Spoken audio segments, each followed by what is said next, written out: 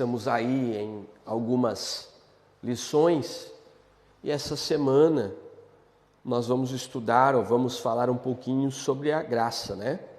Tivemos no primeiro dia de aula nosso irmão William falando sobre toda a história da igreja, sobre tudo que a igreja passou, desenvolveu, e a igreja, durante todo esse processo, ela recebeu de Deus alguém, ou foi privilegiada com alguém, ou com algumas pessoas que Deus levantou para fazer a diferença, para demonstrar o verdadeiro poder das Escrituras, da Palavra de Deus, né?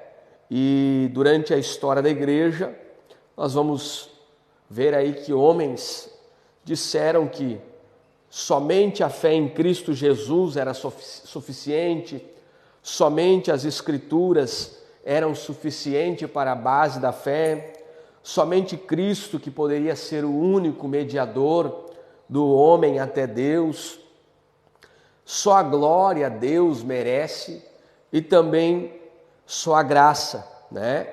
Então são as 5 solas que nós estamos estudando, que homens desenvolveram durante a Reforma Protestante, que teve homens levantados por Deus para ter um papel fundamental na história da igreja.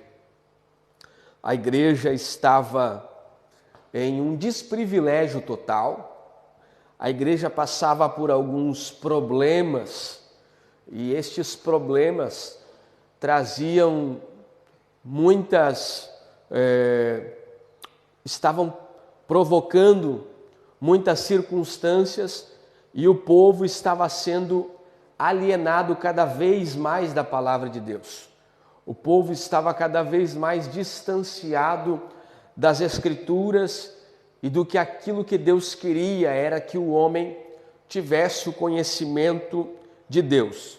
E como o homem teria o conhecimento de Deus se não tinha um contato com a palavra de Deus, né? Na Idade Média, o homem não tinha esse contato como nós temos o privilégio de termos o contato com a palavra de Deus. O clero, os homens, né, da alta cúpula da igreja é que podiam ter esse poder de manusear as Escrituras e assim ludibriar o povo, manejar o povo de acordo com tradições, de acordo com a forma que eles queriam e dentre outras coisas mais. Nós iremos falar hoje sobre a graça de Deus, a graça salvadora de Deus. Esse sola da graça vai nos demonstrar que a salvação de Deus é imerecida verdadeiramente. Nós não éramos merecedores, mas esta manifestação trouxe até nós o privilégio de sermos alcançados por Cristo. O William já leu um texto sobre a graça. Eu gostaria de ler um texto com vocês para nós ficarmos aí manejando durante este texto sobre esse tema, que está na carta do apóstolo Paulo a Tito, capítulo de número 2, do versículo 1 em diante, para nós compreendermos bem e entendermos aí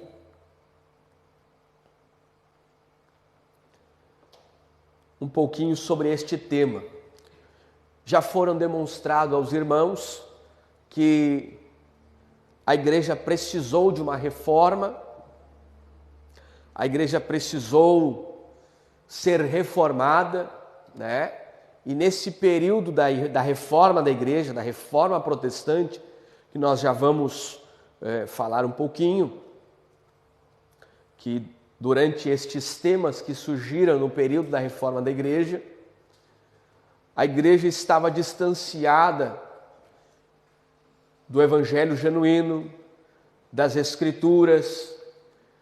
Como eu já falei aos irmãos, foi neste período que Deus levantou homens com uma intrepidez para demonstrar verdadeiramente qual a necessidade de a igreja passar por esta reforma, qual a necessidade realmente da igreja passar por este momento de demonstrar, não só ao clero, mas ao povo, de que único e exclusivamente a palavra de Deus continha tudo aquilo que o homem precisava.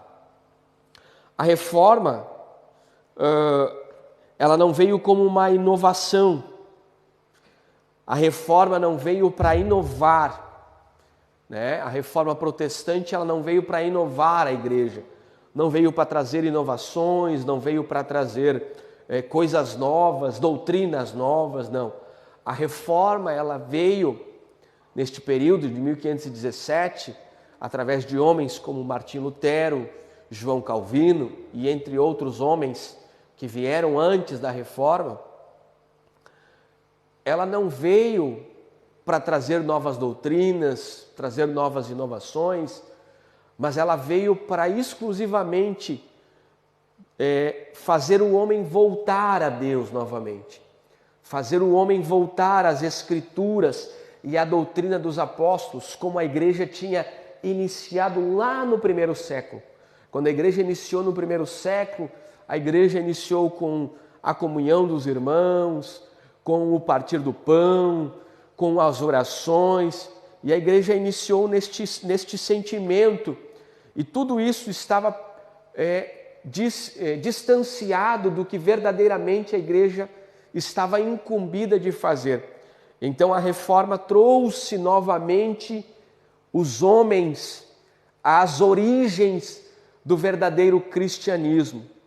A reforma trouxe o homem novamente às origens do que é o valor, ou do verdadeiro valor das Sagradas Escrituras. E estes pontos que nós estamos estudando, que o William já falou na primeira aula, que o irmão que nos antecedeu falou na segunda aula, que os irmãos que estão acompanhando, sobre a Escritura, sobre a Palavra de Deus, é que verdadeiramente a Palavra de Deus estava sendo deixada de lado. E isso é o que Martim Lutero também, em 1517, ele vai pregar junto das 95 teses na igreja de Wittenberg, na Alemanha, e ele vai mostrar que uma delas é a salvação do homem, ou somente através da graça, único e exclusivamente este instrumento que pode salvar o homem, é a graça de Deus. A graça de Deus é que demonstra, dispõe que verdadeiramente nós não éramos merecedores, mas fomos alcançados por este privilégio. Que maravilha, meus irmãos, sermos alcançados por este grande privilégio de compreendermos que a graça de Deus, ela desponta e nos alcança, nos abraça e nos envolve a nós compreendermos o tamanho da grande salvação que nos foi alcançada. Tito, carta do apóstolo Paulo a Tito, capítulo de número 2, os irmãos estão cientes de que é mais uma aula das nossas 5 solas, né? Que viemos aí para mais uma aula. Carta do apóstolo Paulo a Tito, capítulo 2, os irmãos que não têm nem a Bíblia ou quiserem nos acompanhar aí, temos a nossa tradução internacional em espanhol. Tito 2:1 diz assim: Tu, porém, fala o que está de acordo com a doutrina, que os velhos sejam sensatos, sóbrios, sérios, sãos na fé, no amor e na paciência, que as mulheres idosas De modo semelhante, sejam reverentes em seu porte, não caluniadoras, não escravas de muito vinho, mestras do bem, para que ensinem as mulheres mais jovens a amarem seus maridos, seus filhos e a serem sensatas, castas, boas donas de casa, sujeitas aos seus maridos, a fim de que a palavra de Deus não seja blasfemada. Exorta da mesma forma os jovens para que sejam sensatos e em tudo apresenta-te como exemplo.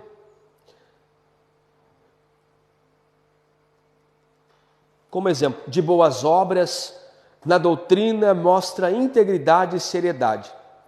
Linguagem sã e irrepreensível, para que o adversário se envergonhe, não tendo mal algum que dizer de nós. Exorta os servos que se sujeitem aos seus senhores e em tudo agradem sem contradizer, sem lhes tomar algo, antes mostrando-se fiéis em tudo, para que em tudo adornem a doutrina de Deus, nosso Salvador. Versículo 11, porque a graça de Deus se há manifestado para oferecer salvação a todos os homens, ensinando-nos que, ao renunciarmos à impiedade e aos desejos mundanos, viveremos neste presente século sóbria, justa e piamente, aguardando a bem-aventurada esperança e a gloriosa manifestação de nosso grande Deus e Salvador Jesus Cristo, que se deu a si mesmo por nós para nos redimir de toda a maldade e purificar para si um povo seu, de sua propriedade, zeloso e de boas obras. Fala disso, exorta e repreende com toda a autoridade. Ninguém te despreze. Este é o texto que vai nos embasarmos para nós falarmos um pouquinho deste tema. A base da nossa lição de hoje está no texto que o apóstolo Paulo escreveu a Tito. Tito era um pastor da igreja em Creta, na ilha de Creta, um dos cooperadores do apóstolo Paulo, que em algum momento, se lhe foi necessário estabelecer aquela igreja e diante daquela igreja estabelecer este líder, este pastor, por nome de Tito, que é o remetente, que é o portador que recebe esta carta. E ao receber esta carta, ele vai compreender algumas verdades de Deus através dos ensinos ou através do ensino do apóstolo Paulo. Tem muitos propósitos diante de Tito para propor a esta igreja. Tem alguns propósitos com que Paulo ele envia esta carta a Tito. Propósitos estes dão ênfase a esta carta, que as esferas que a igreja de Creta deveria compreender era a esfera da família, que é as esferas que nós mais atuamos, que é a esfera da família, a esfera do mundo e a esfera da igreja. São estes três ambientes que nos cercam, estes três ambientes em que nós estamos inseridos. Então a carta do apóstolo Paulo a Tito tem o propósito que a igreja deve estar doutrinamente encarando essas três esferas. O apóstolo Paulo vai dizer a Tito que ele precisa conter princípios práticos também nesta carta para orientar a igreja acerca do modo correto de proceder diante dos perigos externos e dos conflitos internos que a igreja ela está inserida. Sempre haverá problemas externos, conflitos internos. Então, esta carta do apóstolo Paulo a Tito é nada mais, nada menos do que um manual de relacionamento de homens, do relacionamento humano, de uns com os outros, tanto na esfera familiar, como na esfera da igreja e também na esfera do mundo, nestes três ambientes em que nós vivenciamos. Mas olha como Paulo inicia a carta a Timóteo. Ele inicia diferente das demais cartas, porque todas as cartas que o apóstolo Paulo escreveu para as igrejas, ele escreve com um estilo literário de primeiro falar da doutrina e depois ele dava ênfase, estabelecia a conduta dos cristãos. Mas, na carta de Paulo a Tito, ele vai demonstrar, ou ele vai escrever de forma diferenciada. Ele vai falar da forma de conduta dos irmãos da igreja de Creta e depois ele vai falar da doutrina, porque uma coisa não pode estar separada da outra. A vida do cristão e a palavra de Deus, ela deve estar conectadas. A minha vida não pode ser diferente daquilo que eu prego, daquilo que eu falo, daquilo que eu acredito, da teologia que eu creio, da cristandade e da piedade que eu vivo. Aquilo que respalda a minha vida deve ser sempre a palavra de Deus. Isto é o que Paulo está querendo dizer aos irmãos. Por quê? O que estava acontecendo em Creta, na ilha, era diferente. Põe para nós aí, irmão, o capítulo 1 e o versículo 16 da mesma carta de Paulo a Tito. Olha o que estava acontecendo na igreja de Tito. Acontecia que alguns mestres, alguns doutores da lei, o que eles diziam? Professam que conhecem a Deus, mas com as suas ações eles negam. São abomináveis, desobedientes e incapazes de fazer alguma obra boa. Então, Paulo vai diferenciar ou demonstrar isso a Tito no capítulo 2. Capítulo 2, versículo 1. Ele diz assim: tu, em câmbio, ou seja, tu, porém, tu, diferente dos mestres da lei, predica ou prega o que está de acordo com a sã doutrina. Então, eles professavam que conheciam a Deus, aqueles mestres da lei lá em Creta. Mas com as atitudes, com as obras diante da cidade, da sociedade, da igreja, as obras que eles efetuavam não condizia com aquilo que eles pregavam. E aí Paulo vai dizer para Tito: Tito, tu porém, seja diferente. Prega o que está de acordo com a sã doutrina. Fala o quê? E aí ele vai falar algumas expressões, ou vai dar algumas lições, como conforme deve viver alguns irmãos da igreja de Creta. Por quê? Ele vai dizer assim: tu, porém, fala o que está escrito de acordo com a palavra de Deus.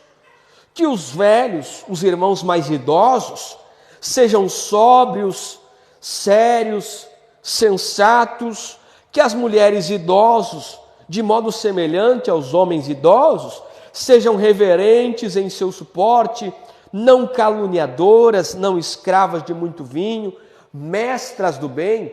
E aí Paulo vai seguir dando algumas características dos irmãos da comunidade da fé. Todas as classes de irmãos que estavam inseridos na igreja local.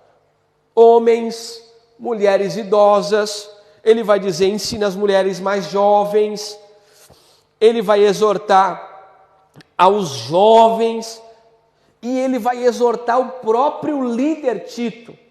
No versículo de número 7, ele diz, em tudo, apresenta-te como exemplo de boas obras. Na doutrina, mostra integridade e seriedade. Uma linguagem sã, irrepreensível, para que o adversário se envergonhe, não tendo mal algum do que dizer de vocês. Aos servos, versículo 9, aos empregados, aos funcionários, também da mesma forma, que tenham um bom relacionamento com os seus patrões, com os seus chefes. E ele diz, sem lhes tomar algo, antes mostrando-se fiéis em tudo, para que em tudo adornem a doutrina de Deus, nosso Salvador. Aí o versículo de número 11, que é o nosso tema, ele vai dizer assim, porque a graça de Deus se há manifestado, trazendo ou oferecendo salvação a todos os homens. Em espanhol está mais claro, acho, para vocês, porque a minha tradução é Reina Valera, também é uma tradução de alguns espanhóis, mas, em verdade, ou o porquê, ele diz, em verdade, Deus ha manifestado a toda a humanidade sua graça, a qual traz salvação. A minha parte do versículo 11 diz, porque a graça de Deus se ha manifestado para oferecer salvação a todos os homens. Então nós entendemos que tudo aquilo que Paulo está dizendo aos irmãos, da forma de viver, em todas as classes ele vai dizer aos homens mais velhos, às mulheres, aos jovens, ao líder, como qual cada um deveria se portar, como qual cada um deveria vivenciar no seu dia a dia. E aí ele vai dar o porquê. Ele diz, por quê? Porque a graça de Deus se há manifestado para oferecer salvação a todos os homens. Então eu posso compreender que se eu fui alcançado pela graça, a minha vida deve condizer com alguém que foi salvo pela graça. A minha vida deve compactar com alguém que a graça o alcançou. Por que é que eu devo viver diferente dos demais? Porque a graça de Deus me alcançou. Esta é a resposta do apóstolo Paulo. Porque a graça de Deus se manifestou a todos os homens para oferecer-lhes salvação. Mas, irmão Ronaldo, tem coisas que eu não consigo vencer. A graça de Deus vai te ajudar a vencer. Tem coisas que eu não consigo parar. A graça de Deus vai te ajudar a fazer parar. Porque a graça de Deus se há manifestado a todos os homens, trazendo salvação. Então a graça de Deus, ela se manifestou a nós em Cristo Jesus. A palavra que o apóstolo Paulo aqui vai dizer sobre a graça é uma epifania, ou seja, uma manifestação visível da graça de Deus. Não é que Deus não ha sido gracioso antes de Cristo, não, mas na fé em Cristo Jesus, na minha fé ou a fé depositada em Cristo Jesus, eu vejo a manifestação da graça de Deus sendo estendida sobre a minha vida. A graça de Deus é visível em Cristo Jesus. Por isso o Evangelho de João, no capítulo 1 vai dizer, ele era o verbo de Deus. No princípio era o verbo, e o verbo se fez carne. Ele era o verbo de Deus. E o verbo despontou, trazendo salvação para a minha vida. Eu sou alcançado pela graça de Deus, despontada em Cristo Jesus. E qual a origem desta graça? A origem da graça, o apóstolo Paulo vai dizer, a graça é de Deus. Então Deus foi maravilhosamente bondoso e gracioso comigo, porque a origem da graça está em Deus. A natureza da graça. A graça tem uma natureza salvadora. Qual a origem da graça? Foi Deus que manifestou esta graça, e esta graça tem uma natureza. Qual a natureza da graça? Trazer salvação a todos os homens. E quando a graça de Deus, nós falamos da graça de Deus, nós podemos entender que a graça de Deus, ela foi estendida a todos os homens. Ou seja, não há homem rico, não há homem pobre, não há etnias, não há classe social, não há homens grandes e nem pequenos diante desta graça salvadora, porque a graça de Deus se manifestou a todos.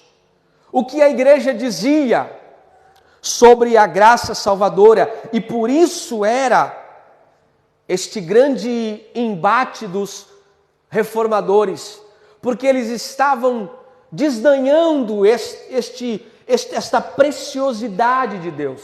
O que eles estavam fazendo, irmão Ronaldo, com a graça salvadora? Eles estavam vendendo indulgências. O que é a venda de indulgências, irmão Ronaldo? Eles vendiam um pedacinho de papel, cobravam e diziam que você seria perdoado dos seus pecados se você comprasse as indulgências. Você teria um perdão dos seus pecados perdoados e você teria um lugar no céu se você comprasse um pedaço de papel, que era o que estava acontecendo. E aí o motivo da graça de Deus, através destes homens, ser manifestada. Por que nós recebemos esta palavra tão maravilhosamente hoje nos nossos dias? Porque isto é um privilégio que os homens da Idade Média não tinham. Compravam um pedaço de papel e achavam que estavam salvos. Compravam um pedaço de papel e achavam que obtinham a salvação através daquele pedaço de papel. Mas não, a graça de Deus se há manifestado a todos os homens, trazendo salvação. Se eu deposito a minha fé em Cristo Jesus e aceito a sua obra redentora e expiatória e a sua vida na terra e o seu ministério, então eu entendo que a minha fé depositada em Cristo, ela me dá a garantia da salvação, porque isto é graça, é acreditar, é receber aquilo que Deus derramou sobre nós em Cristo Jesus e efetuada por nós na cruz do Calvário, esta obra tão grandiosa e tão maravilhosa. Então, nós vemos a graça de Deus se manifestando em Cristo Jesus. Há um comentarista que diz que a graça de Deus é o favor de Deus pelos pecadores indignos, diz William Hendricks. A graça de Deus é seu favor ativo, que outorga o maior de todos os dons a quem merece o maior de todos os castigos, onde abundou o pecado, superabundou a graça de Deus.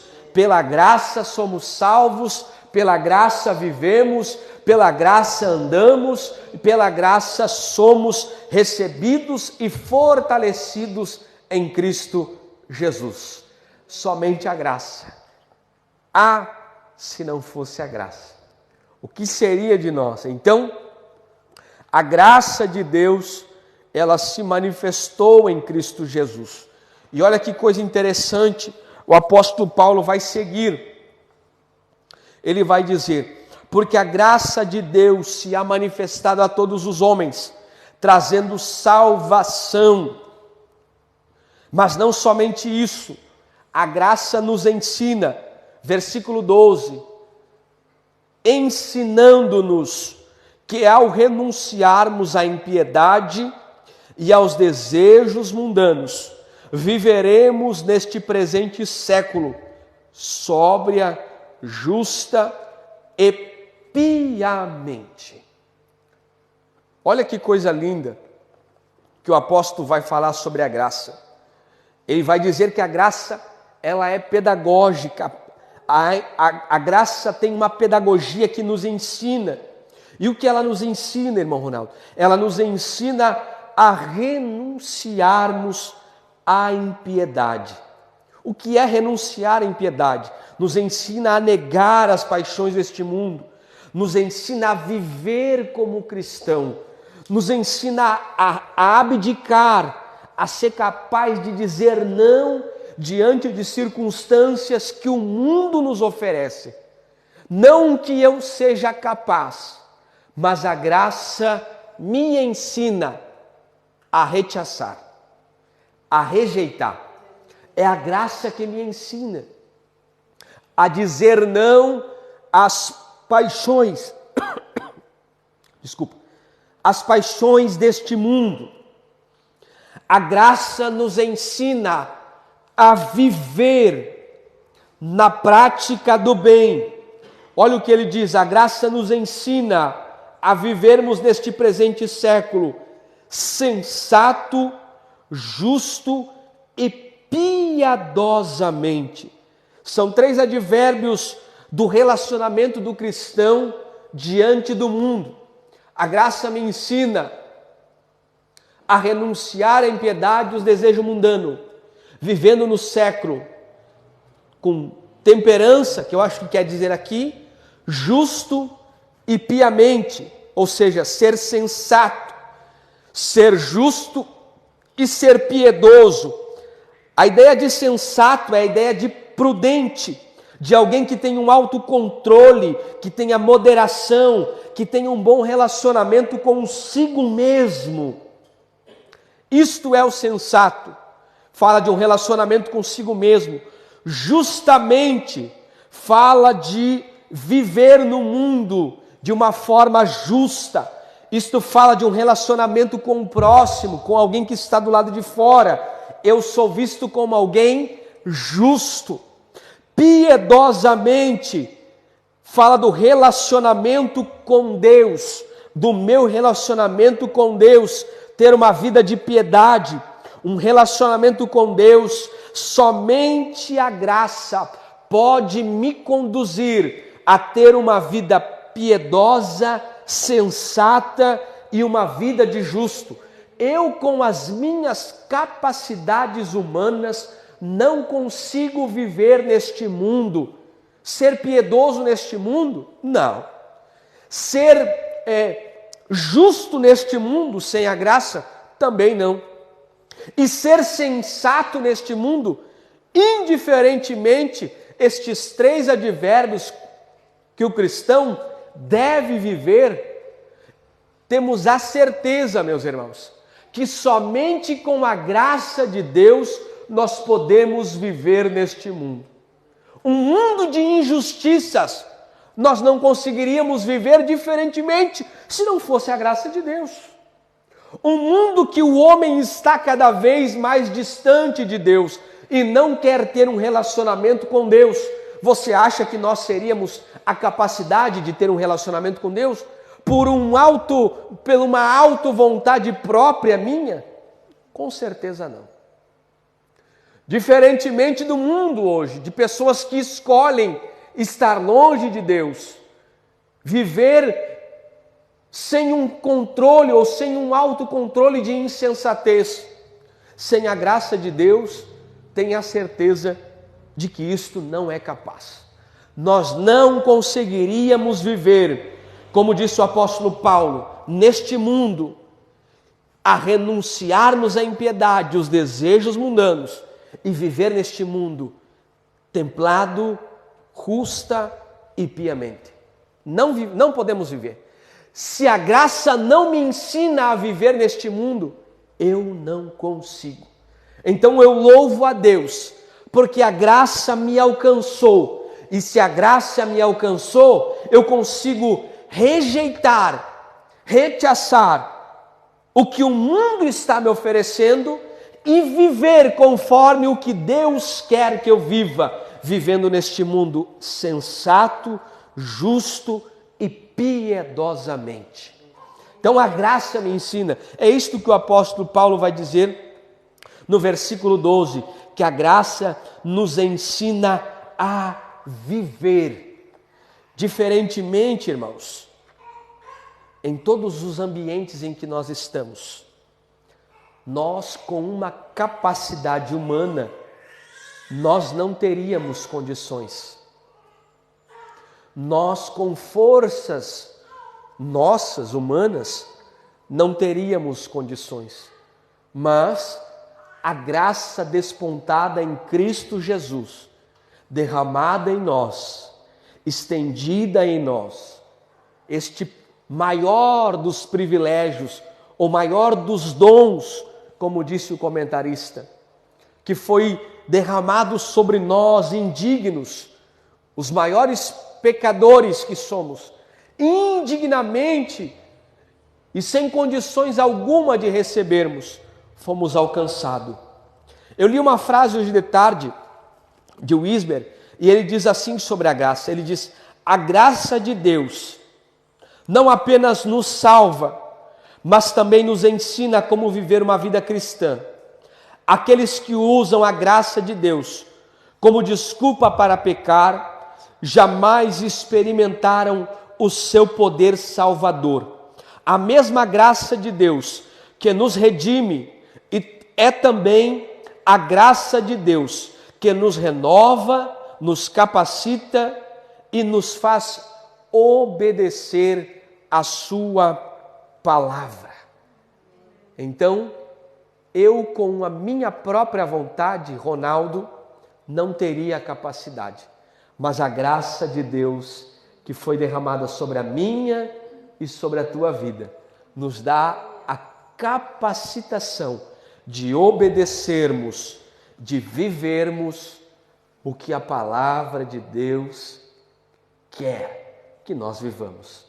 De acordo com as Escrituras, de acordo com a palavra de Deus, nós só conseguimos viver se a graça de Deus estiver conosco.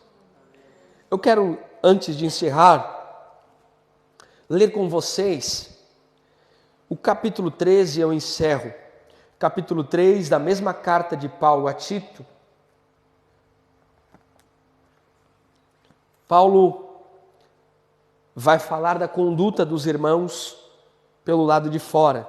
E ele diz assim: recorda-lhes, capítulo 3, que se sujeitem aos governantes e às autoridades, que lhes obedeçam e sejam preparados para toda boa obra, que ninguém infamem, nem sejam contenciosos, mas amáveis, mostrando toda a mansidão para com todos os homens. Porque também nós éramos em outro tempo insensatos, desobedientes, extraviados, escravos de concupiscências e deleites diversos, vivendo em malícia e inveja, odiosos e odiando-nos uns aos outros. Olha como era o nosso estado também. Paulo vai dizer isto aos irmãos de Creta, porque isto é a demonstração de como eles eram antes de receber o Evangelho. Nós éramos assim. Aí no capítulo 3 ele vai dizer, como vocês devem se portar, diferente agora da forma que vocês eram.